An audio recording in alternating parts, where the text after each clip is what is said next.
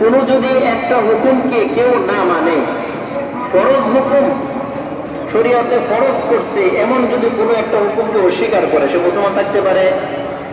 নামাজকে যদি কেউ অস্বীকার করে মুসলমান থাকতে পারে? কখনো না। নামাজ পড়ে না কাফের হবে না। একটা ব্যক্তি নামাজ ছেড়ে দিছে, হেলায় খেলে দুলিয়ে অলসতায় নামাজ ছেড়ে দিছে, নামাজ পড়তে পারতেছে না, ব্যস্ততার কারণে সে মসজিদে আসে না, সে আমরা কোনোদিন কাফের বলি তাকে হুকুয়া দেই না। কিন্তু নামাজ যে বলে নামাজ বলতে শরীয়তে নামাজ নাই, ইসলামে কোনো নামাজ নাই, সে সরাসরি কাফের।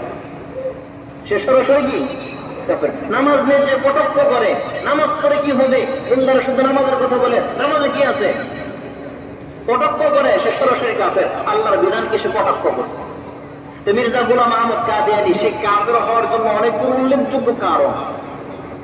এক নম্বর কারণ হচ্ছে তৎকালীন জমানায় সে জিহাদকে অস্বীকার করছে এবং এই ব্যাপারে কি লিখছে, কি লিখছে, বই লিখছে। কাদের পক্ষে? ইংরেজদের পক্ষে। জিহাদ উঠে গেছে, জিহাদটা আল্লাহ রসুলের সাথে ছিল, এরকম সে ইনিয়ে বিনিয়ে তাবিল করে ব্যাখ্যা করে জিহাদের হুকুমকে কি করে দিচ্ছে, শেষ করে দিচ্ছে। তাহলে একটা অস্বীকার করা হলো।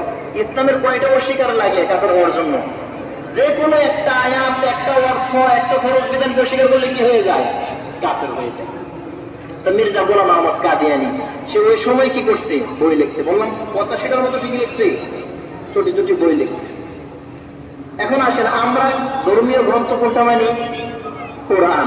মির্জা গোলাম আহমদ কাদিয়ানী আহমদীয় মুসলিম গ্রুপ, ওরা নিজেদের দাবি করে, কি নাম বললাম, কি আহমদীয়া মুসলিম গ্রুপ, আহমদী মুসলিম গ্রুপ, আহমদী গ্রুপ। এই জাতীয় আহমদী গোলাম আহমদের সাথে আহমদী সিলমারা, এর হইতেছে কি কাদিয়ানী গ্রুপ।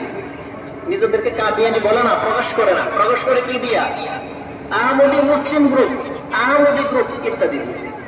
এদের মধ্যে আলেম আছে, মূল গঠনটা কোথায় পরে আসছে। এরা যে কাফের, এত কোনো সন্দেহ আছে?